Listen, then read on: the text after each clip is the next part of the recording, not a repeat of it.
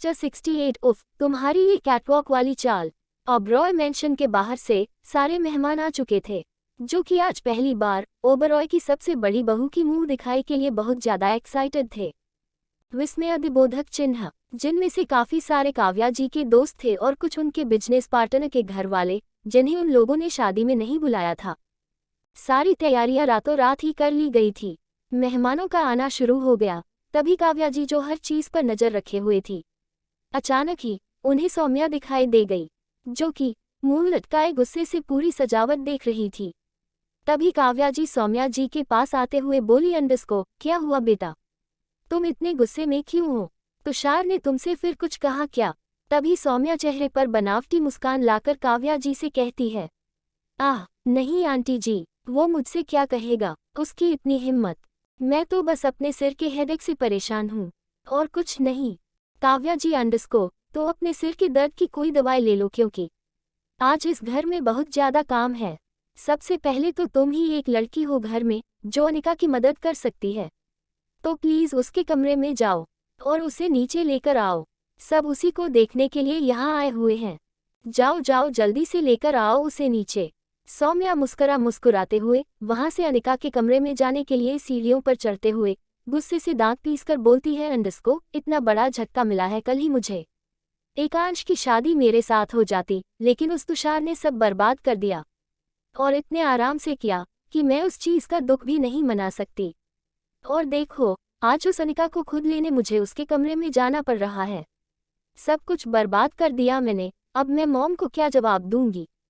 मैंने तो उनसे वादा किया था कि कुछ भी हो एकांश ओबरॉय मेरी मुट्ठी में होगा, लेकिन अब एकांश तो मेरे हाथ से पूरी तरह निकल गया। सौम्या खुद से ही बातें करते करते सीढ़ियां चढ़ रही थी। तभी अचानक ही सीढ़ियों पर उसका बैलेंस बिगड़ गया और वो नीचे गिरने ही वाली थी। तभी किसी के मजबूत हाथों ने उसके कमर को कसकर पकड़ उसे थाम नीचे गिरने से बचा लिया।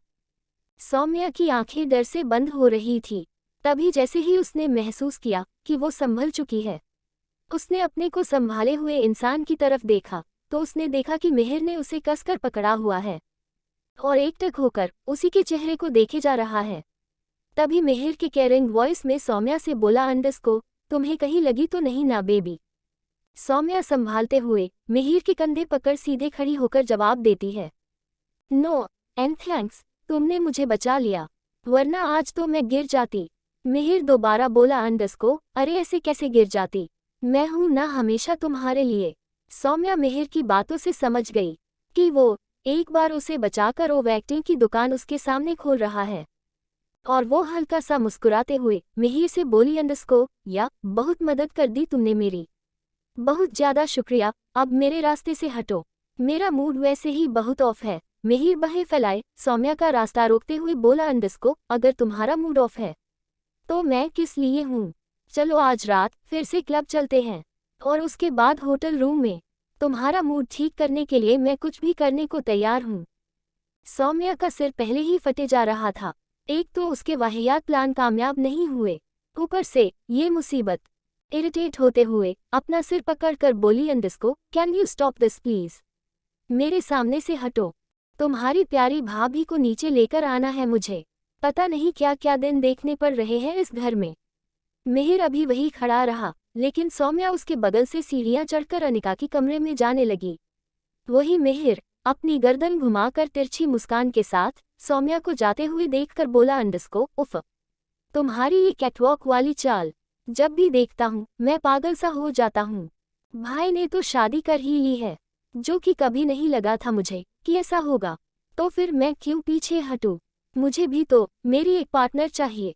सौम्या अनिका और एकांश के कमरे में पहुंचती है, जहां एकांश अभी नहीं था। वो स्टडी रूम में कुछ काम से गया हुआ था। अनिका बार बार अपने आप को आईने में देखकर ये पक्का कर रही थी कि वो एक नई नवेली दुल्हन की तरह लग तो रही है ना। तभी सौम्या कमरे का दरवाजा खटखटाते हुए बोलती है, अंडस्को, ओ हेलो मैडम, तुम्हें नीचे बुलाया है काव्या आंटी जी ने, जल्दी से चलो। अनिका एक नज़र सौम्या की तरफ देखती है और हाँ में अपना सिर हिलाकर उसके साथ चल देती है। वही सौम्या अपनी टॉक्सिक नज़रों से अनिका को देखकर जलते हुए खुद से बोली, अंडस्को, इस लड़की ने मेरी किस्मत चुरा ली है।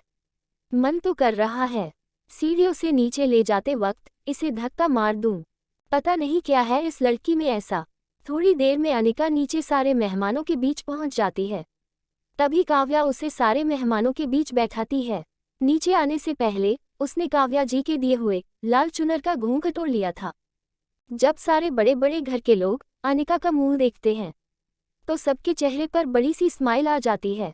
सब अनिका की खूबसूरती की तारीफ कर रहे थे। वही साम्या ये सब देखकर जल रही थी। तभी मिहिर भी अनिका के पास आया और अनिका का घूंघट उठाते हुए बोला, अंडस्को तो फाइनली भाई के बाद मैंने भी आपका घूंघट उठा ही लिया भाभी। वैसे भाई की परख बहुत अच्छी है, तभी तो दुनिया की सबसे सुंदर लड़की को वो मेरी भाभी बना कर लाए हैं। You looking so gorgeous Anika भाभी, काश मुझे भी आपके जैसी खूबसूरत लड़की मिले जिसे देखकर ही मैं पूरी उम्र गुजार लूं। अनिका मिहिर की बात सुनकर मुस्कुराने लगी। वही ये बात बोलते ही मिहिर सौम्या को देखने लगा तो सौम्या ने मिहिर से अपना मुंह फेर लिया। इधर एकांश कान में ब्लूटूथ लगाए किसी से बातें करते हुए सीढ़ी से नीचे उतर रहा था, जिसे देखकर मेहमानों में से एक काफी हाई फाई दिखने वाली औरत एकांश को देखकर बोली, अंडस्को एकांश बेटे कहाँ जा रहे हो? 2 मिनट हमारे साथ भी आकर बातें कर लो। तुम तो बड़े छुपे रुस्तम निकले। मैं अपनी बेटी के साथ तुम्हारी बात चलाने में डर रही थी, क्योंकि तुम्हारे बारे में रूमर्स फैले हुए थे कि तुम बिल्कुल सख्त मिजाज लड़के हो, लड़कियों से बात तक नहीं करते, और यहाँ देखो अचानक ही शादी कर ली। एकांश सारी बातें सुनता है लेकिन कोई जवाब नहीं देता। वो एक्सप्रेशन लेस के साथ सीढ़ियों से नीचे उतरने लगता है। तभी उसकी नज़र सामने बैठी अनिका पर जाती है, जो काफी ज्यादा नामी गिरामी लोगों से घिरी हुई थी। एकांश अनिका के पास जाता है और अनिका का हाथ पकड़ सबको देखते हुए कहता है, आई थिंक आप लोगों का ये फंक्शन खत्म हो गया होगा, आप लोग जा सकते हैं। एकांश की बात सुन घर में आए मेहमानों का मुंह लटक गया। काव्या जी कुछ बोलने ही वाली थी कि तभी एकांश अनिका का हाथ पकड़ उसे कमरे में ले जाने लगा। अनिका को मुंह दिखाई की रस्म के बीच से ही सिर्फ अपनी बात बोलकर ही उसे वहां से ले गया। फिर भी एकांश के घर में आकर किसी की कुछ बोलने की हिम्मत नहीं हुई। सब चुपचाप रहे। एकांश अनिका को कमरे में ले आया। अनिका एकांश हाथ छुड़ाते हुए बोली, अंडस्को अभी तुमने नीचे क्या किया? इतने लोगों के सामने मुझे हाथ पकड़ कर ले आए, वो सब नीचे क्या सोचेंगे? एकांश अनिका के सामने बिल्कुल उसके चेहरे की तरफ झुकते हुए उसके आंखों में देखते हुए बोला, अंडस्को क्या सोचेंगे? अनिका नजरें नीचे करते हुए बोली, यही कि तुम कितने चिपकू हो। एकांश अनिका के झुके हुए चेहरे को देख भारी मर्दाना आवाज में सर्द लहजे से बोला, अंडस्को तो अपनी बीवी से ही तो चिपक रहा हूँ, और इतने लोगों के बीच तुम्हें अपना एग्जिबिशन अच्छा लग रहा था क्या? और फिर एकांश अपना हाथ अनिका के चेहरे की तरफ बढ़ाते हुए उसे खुले बाल उसके कान के पीछे करता है और उसके गर्दन पर एक सॉफ्ट किस करता है, जिससे अनिका के अंदर अजीब सी गुदगुदी होती है और वो झट से अपनी आंखें बंद कर लेती है। तभी एकांश अपना दूसरा हाथ अनिका के कमर में डालते हुए उसे अपनी तरफ खींच उसके जुल्फों की खुशबू को महसूस करते हुए बोला, अंडस्को आज मुझे कहीं नहीं जाना, ऑफिस ऑफ है और कोई फालतू काम भी नहीं है, तो पूरा दिन हम दोनों एक दूसरे के साथ स्पेंड करेंगे। तभी अनिका एकांश के सीने पर दोनों हाथ रख उसे दूर करते हुए बोलती है, अंडस्को मेरा मूड अब तुम्हारी और शक्ल देखने का भी नहीं है, so just leave me. Ekansh Anika की कमर पर अपनी पकड़ और कसते हुए बोला, don't dare away from me. तुम तो अभी ही नॉकआउट होने की कोशिश कर रही हो, जबकि अभी हमारा हनीमून तो बाकी है। अनिका हैरत से बोली, अंडस्को हनीमून? अब इस जबरदस्ती की शादी में तुम्हें हनीमून नहीं मनाना है मेरे साथ? एकांश, अंडस्को ऑफ कोर्स बेबी, बताओ कहाँ चलना चाहती हो मेरे साथ हनीमून पर तुम? अनिका इरिटेट होते हुए बोली, अंडस्को जहन्नुम चलोगे, उससे बेहतर जगह कोई और हो ही नहीं सकती तुम्हारे साथ जाने के लिए। एकांश, अंडस्को जरूर चलेंगे, लेकिन प्रॉमिस करो वहाँ तुम मेरा रोमांटिक मूड स्पॉइल नहीं करोगी। एकांश की बातों पर अनिका खुन्नस खाते हुए बोली, अंडस्को कहाँ से लाते हो इतने इरिटेटिंग जवाब? हटो, मुझे मेरा फोन चार्ज करना है।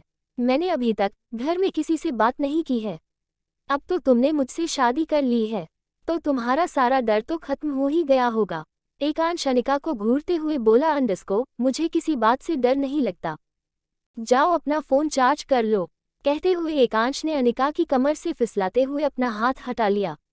एकांश से छुटते ही अनिका जल्दी से अपना फोन लेकर चार्जिंग में लगा देती है। एकांश खड़े खड़े उसे देखता ही रहता है। तभी एकांश के फोन पर तुषार का कॉल आया। एकांश का ब्लूटूथ कनेक्टेड था। उसने तुषार से बात की। तुषार कॉल पर बोला एकांश हमारे किसी आदमी ने गद्दारी की है। उसने नॉडो के साथ हुई हमारी डील के बारे में सीक्रेट एजेंसीज को जानकारी दी है। नॉडो बहुत बड़ा गैंगस्टर है। अगर एजेंसी हमारे बारे में छानबीन करने लगी तो बहुत बड़ी प्रॉब्लम हो जाएगी। ये सब सुन एकांश अनिका को एक नज़र देख कमरे से बाहर आ गया और कॉरिडोर के पास आके बिल्कुल बेफिक्र चेहरे के साथ बोला गद्दार को ढूंढकर जान से मार दो। बात खत्म।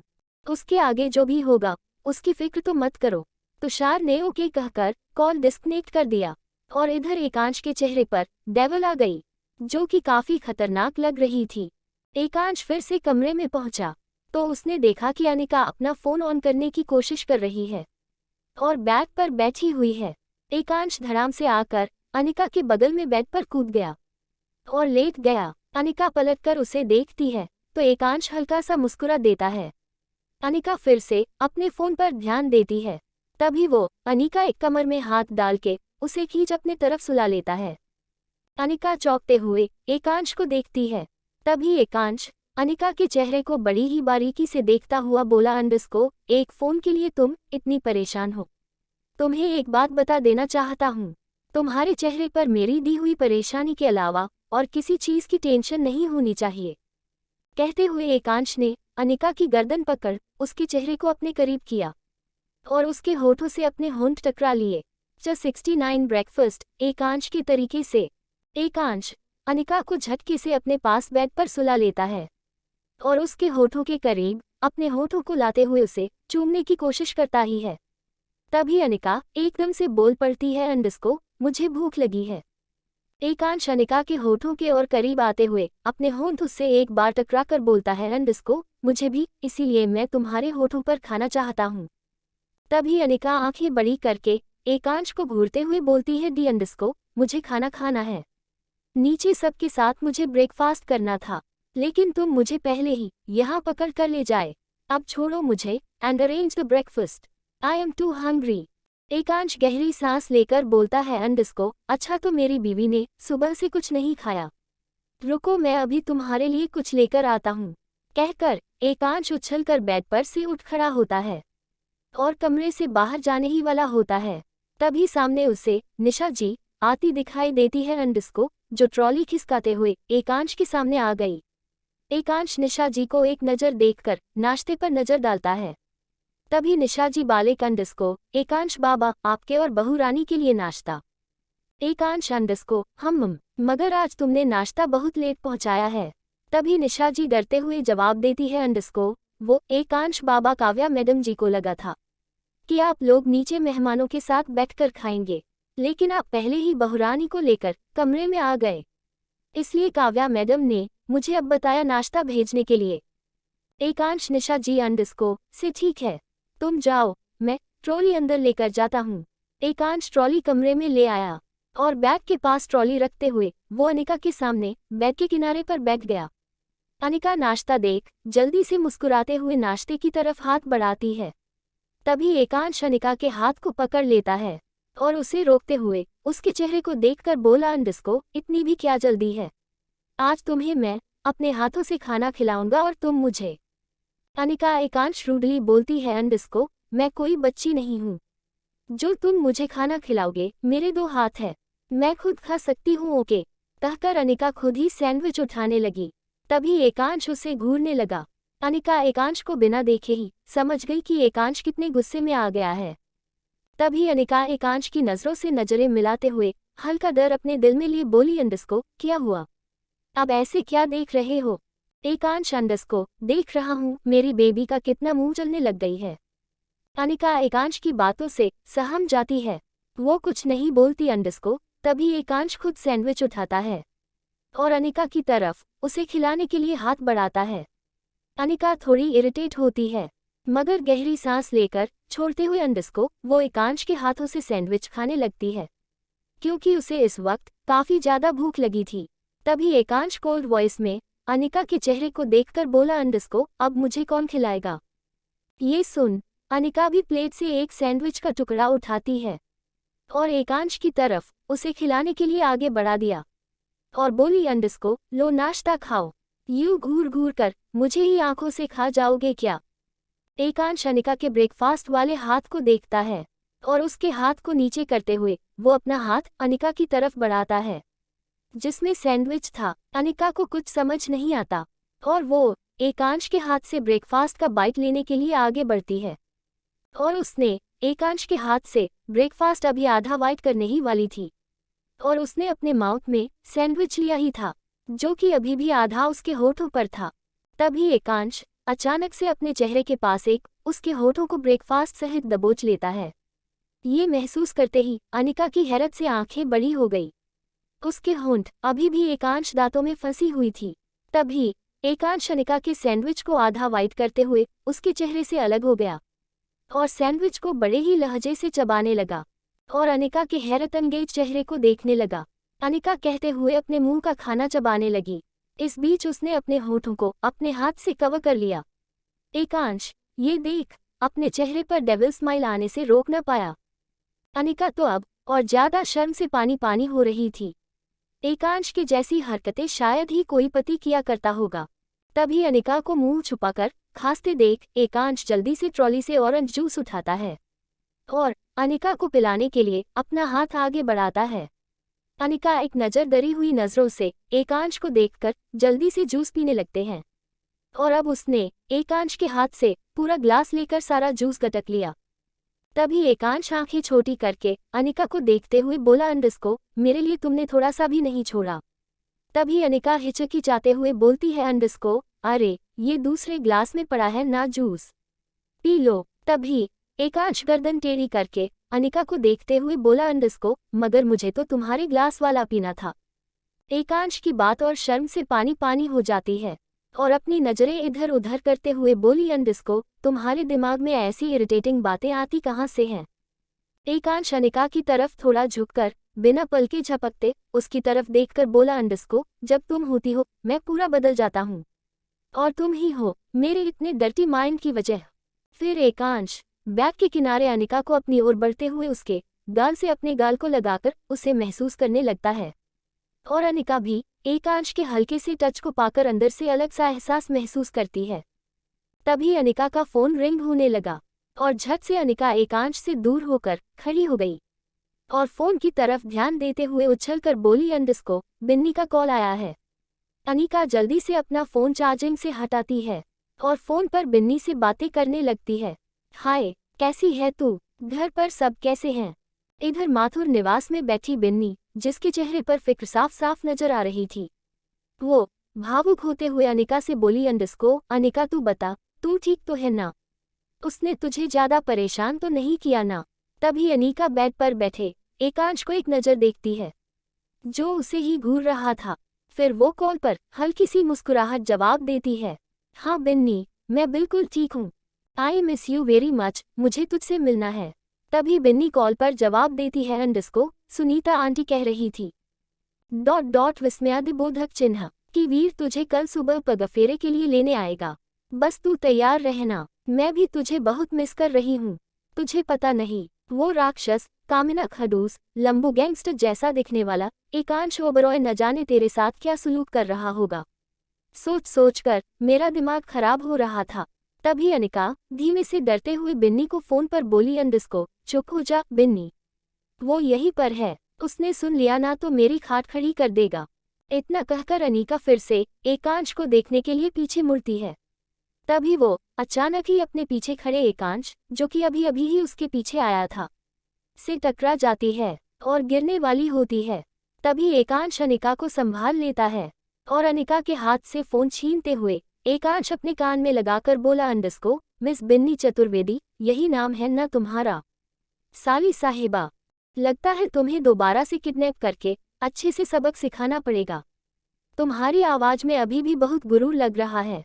तभी फोन पर बिन्नी जो माथुर निवास में बैठे एकांश की आवाज सुनती है, अंदर ही अंदर पूरी कांप जाती है, उसके रोंगटे खड़े होने लगते हैं और एकांश की आवाज सुनती है अंदर ही अंदर पूरी सहम जाती है।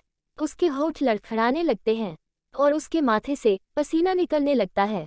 बिन्नी के तो तोते उड़ गए थे। तभी वो बातें बदलते हुए एकांश से मीठी आवाज में बोली, अंडिस्को, अरे जीजा जी, मैं तो ऐसे ही अनिका से बातें कर रही थी। कैसे हैं आपको? मेरी दोस्त ने आपको ज्यादा परेशान तो नहीं किया ना?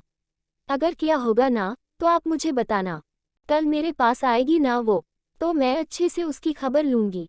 एकांश बिन्नी की बातें तो सुनता है मगर कुछ नहीं बोलता और अनिका को फोन पकड़ा देता है और कमरे से बाहर चला जाता है। अनिका जो चुपचाप खड़ी अपने दांतों तले उंगलियां दबा रही थी, फोन पर बिन्नी की बातें सुन अनिका उसकी खबर लेते हुए बोली, अंडिस्को, अच्छा बेटा, तो इस ससुर के सामने तेरे सुर बदल गए? हाँ, अब किधर गई तेरी गीधर भपकी? तभी बिन्नी हल्का सा मुस्कुराते हुए बोली, अंडिस्को, मैं तो बस ऐसे ही जीजू से बात कर रही थी। अच्छा एक बात बता, तेरे सामने ही खड़े हैं क्या वो? तभी अनीका जवाब देती है, अंडिस्को, नहीं गया वो शैतान। बहुत परेशान किया उसने मुझे, लेकिन मैं भी जितना सह रही हूँ उतना ज्यादा उससे बदला लूंगी। बहुत स्मार्ट समझता है ना ये एकांश का बच्चा अपने आप को, लेकिन इसे इसके हर एक्शन का रिएक्शन मिलेगा। इधर आरव काफी तेजी से लगड़ाते हुए अपने अलमारी से अपनी जरूरतों के कपड़े निकाल बेड पर गुस्से से फेंक रहा था और फिर वो एक सूटकेस लेकर उन कपड़ों को उसमें भरने लगा। तभी आरव की मॉम उसके कमरे में नाश्ता लेकर आती है, तो आरव को इस हालत में देखकर पूछ पड़ती है, सूटकेस क्यों कर रहे हो तुम? आरव गुस्से में अपनी मॉम को जवाब देता है, अंडिस्को, मुझे इंडिया में नहीं रहना मॉम, मैं लंदन जा रहा हूँ डैड के पास। तभी आरव की मॉम नाश्ता टेबल पर रखते हुए आरव के पास आकर उसके चेहरे को अपने हाथों में भरते हुए बोली, क्या हुआ? अब तो इस तरीके रिएक्ट क्यों कर रहे हो और तुम्हें अचानक क्यों जाना है? तभी अपनी मॉम के दोनों हाथ को पकड़ते हुए उन्हें भावुक नजरों से देखते हुए अंडिस्को बोला, मॉम, अब मेरा इंडिया में कुछ भी नहीं है। मैं यहाँ अब एक सेकंड और नहीं रुक सकता। मैं अनिका से बहुत प्यार करता हूँ, लेकिन अचानक न जाने क्या हुआ, उसने उस एकांश सिंह ओबरॉय से शादी कर ली और ये खबर भी मुझे कल ही मिली। मैंने अपनी आंखों के सामने अनिका की शादी किसी और से होते हुए देख ली। तभी आरव की मॉम चौंकते हुए आरव से बोली, अंडिस्को, लेकिन आरव तुमने तो कभी नहीं बताया विस्मयादिबोधक चिन्ह कि तुम अनिका से प्यार करते हो। तुम दोनों तो बहुत अच्छे दोस्त थे ना? और वीर ने मुझे सुबह ही बताया कि अनिका की शादी हो गई है और वो विदा हो गई है। मैं भी बहुत चौंक गई थी, लेकिन कुछ सोच समझकर ही उन्होंने ऐसा फैसला लिया होगा ना? अगर इस बारे में तुम मुझे पहले बताते तो शायद मैं तुम्हारी बात अनिका के लिए पहले चला चुकी होती, लेकिन अब कुछ नहीं हो सकता। आई एम वेरी शॉक्ड कि ये सब तुम्हें भी कल ही पता चला। बट कर ही क्या सकते हैं हम लोग, अब वो किसी की वाइफ बन चुकी है और इस वजह से तुम इंडिया छोड़कर जाओगे, ये कहाँ तक सही है? और मैं भी तो हूँ यहाँ पर, मेरे बारे में भी तो कुछ सोचो। अगर तुम चले जाओगे तो मैं किसके सहारे यहाँ जीऊंगी? ध्यान से सुनो मेरी बात, अनिका तुम्हारी दोस्त है जो हमेशा रहेगी। बी पॉजिटिव, हर वो चीज़ हमें नहीं मिलती जिसकी हमें ख्वाहिश होती है। आरव अपनी मॉम की बात सुन उन्हें कसके गले से लगा लेता है।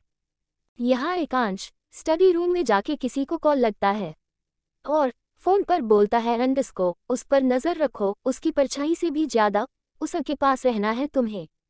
मेरे दुश्मन का खेल अब खत्म जो होने वाला है। Just 70 she is my wife. रात का वक्त हो गया था। अनिका एकांश हॉल में डाइनिंग टेबल के पास पहुंचे। उन्हें एक साथ देख सौम्या मुंह बना लेती है और मिहिर अनिका और एकांश को देखकर बोला, अंडिस्को भाई, मेरी क्यूट भाभी, आइए बैठिए। अनिका बैठने के लिए टीडीआईटर होती ही है। तभी एकांश अनिका के लिए चेयर पीछे करता है। ये देख अनिका एकांश को देखने लगती है और काव्या जी भी। एकांश का अनिका के लिए ये स्टेप लेना अच्छा लगा। वो हल्का सा मुस्कुरा दी और खाने पर ध्यान देने लगी।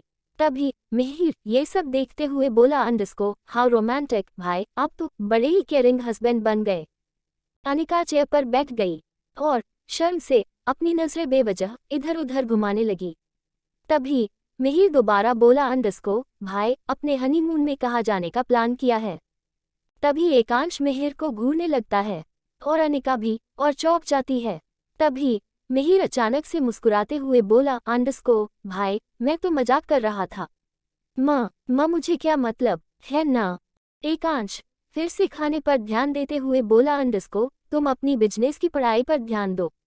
तुम्हारे लिए वही बेहतर होगा। मेरी कंपनी में सेकंड पोस्ट देने वाला हूँ मैं तुम्हें। वहाँ प्लेबॉय का टैलेंट काम नहीं आने वाला। ये सुन सौम्या मन ही मन सोचने हुए खुद से बोली अंडरस्को, तो क्या मेहर भी काम की चीज़ है? एकांश के बिजनेस में ये इन्वॉल्व होगा तो एकांश के बाद कंपनी का सीईओ भी बन जाएगा और प्रॉपर्टी में 50% का मालिक एकांश का भाई होने के नाते उसकी भी होगी। So what's the problem? क्यों ना अब मिहिर से ही बात बनाई जाए। एंड इट्स पॉसिबल, मिहिर तो पहले से ही मुझ पर लट्टू है। अगर मैं चाहूँ तो ये अभी मेरे इशारों पर नाचने लगेगा। इधर मिहिर एकांश से बेफिक्री से बोला अंडरस्को, भाई प्लीज आप मुझे इन सब चीज़ों में मत फंसाओ। I am not mature now like you. पहले आपके जैसा खड़ूस बनने की क्लासेज ले लूँ आपसे, फिर बसंस वगैरह देखेंगे। तभी काव्या जी मिहिर को घूरते हुए बोली अंडरस्को, मिहिर बड़े भाई से कोई ऐसे बोलता है, वो भी भाभी के सामने। तभी मिहिर मस्ती भरी आवाज में बोला अंडरस्को, मॉम अनिका भाभी मेरी डार्लिंग है, उनके सामने क्या शर्म।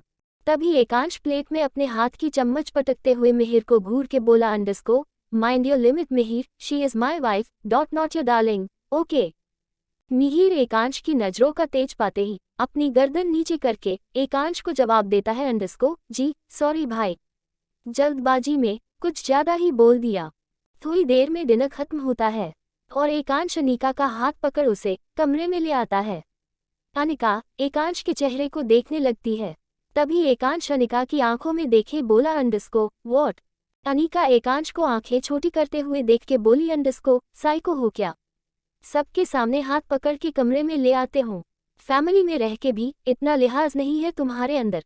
एकांश थोड़ा और अनिका के आगे आके उसके चेहरे की तरफ थोड़ा झुक के उसके चेहरे के करीब आके बोला, सी अंडरस्को, बीवी हो तुम मेरी, तुम पर मेरा हक है और इसकी आदत डाल लो।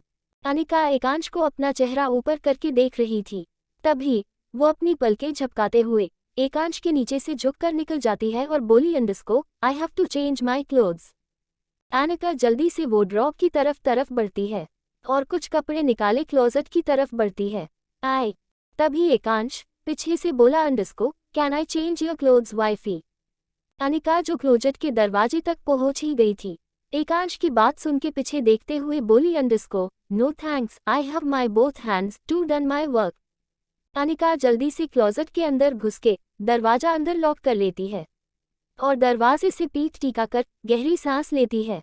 थोड़ी देर में अनिका जब चेंज करके क्लोजेट से बाहर पिस्ता ग्रीन कुर्ते की टी शर्ट और वाइट पजामे में आती है और बैग की तरफ देखती है तो पता है कि एकांश कमरे के बेड पर बिल्कुल फिल कर लेटा हुआ था। वो इस वक्त शर्टलेस था और ब्लैक पैंट में था।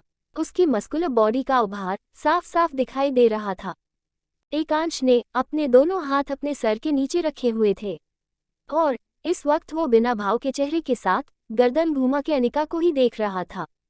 अनिका एकांश को फैला हुआ सोते देखती है तो बेड के पास आके एकांश से बोल पड़ी, अंडरस्को, ओ हेलो, इतना क्या फैल के सोए हो? हाँ, मैं क्या सीने के लिए पंखे पर लटक जाओ?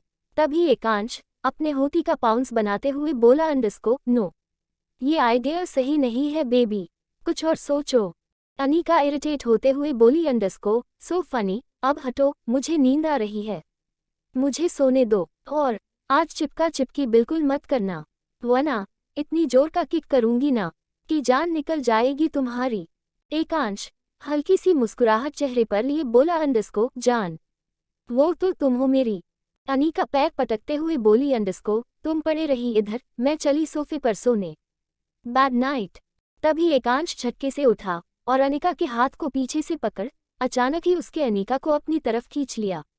अनिका कुछ समझ पाती इससे पहले ही एकांश के सीने से आ टकराए और उसकी गोद में जा गिरी।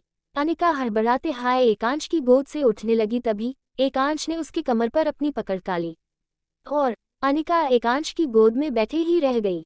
अनिका एकांश के चेहरे के करीब थी। अचानक ही उसकी नज़र एकांश की गहरी काली आंखों में पड़ी और वो उन आंखों में दिखती ही रह गई। तभी एकांश मुस्कुराते हुए अनिका से बोला, अंडरस्को, क्या हुआ बेबी, ऐसे इतना क्यों खो रही हो मुझ में? तुम्हें तो नींद आ रही थी ना, चलो सोते हैं। एकांश अनिका को गोद में लिए ही बेड पर ऊपर की तरफ खिसक गया और अनिका को लेकर बेड पर सीधे लेट गया। अनिका को डर था कि एकांश अनिका के साथ दोबारा इंटीमेट होगा, लेकिन एकांश ने अनिका के माथे पर सॉफ्ट किस किया और कोल्ड वॉइस में बोला, अंडरस्को सो जाओ, ज्यादा जागने से तुम्हारी आंखों के नीचे डार्क सर्कल्स आ जाएंगे। और एकांश ने अनिका को कसके अपनी नहीं में भरे ही सुलह आंखें बंद कर ली। अनिका एकांश के चेहरे को एक नज़र देख के अपनी आंखें चैन से बैंड कर लेती है। इधर बिन्नी, जो अनिका के पिंक कमरे में शिफ्टेड थी, वो बालकनी के पास आके रेलिंग पकड़ के खड़ी हो जाती है। तभी उसे एहसास होता है कि उसके पीछे कोई मौजूद है। बिन्नी झटके से पीछे मुड़ी तो सामने उसने वीर को पाया, जिसे देख उसकी जान में जान आ गई। तभी उसके सामने खड़ा वीर शांत चेहरे से बिन्नी को होंठ बांधे देखे हुए बोला, अंडरस्को क्या हुआ? भूत नहीं हूं मैं जो इतना डर गई थी। तुम अभी तक सोई नहीं? बिन्नी, अंडरस्को नहीं, नींद नहीं आ रही थी। वीर, अंडरस्को वैसे भी रात को चुड़ैलें खून पीती है, सोती नहीं। तभी बिन्नी मुस्कुराती हुई वीर को देखे बोली, अंडरस्को ये डायलॉग टम पर सूट नहीं करता। BCS ये आरव का डायलॉग है, तुम रहने दो, तुम सड़े हुए अक्टू टाइप बंदे ही ठीक हो। तभी वीर सीधे सीधी बिन्नी से बोला, अंडरस्को अनिका को मिस कर रही हो? बिन्नी 2 सेकंड सोचते बोली, अंडरस्को और तुम भी तो उसे याद कर रहे हो। वीर, अंडरस्को नहीं, उतना भी नहीं, लेकिन तुम पिंक पैंथर को बता मत देना ये सब कल कि मैं उसे मिस कर रहा था।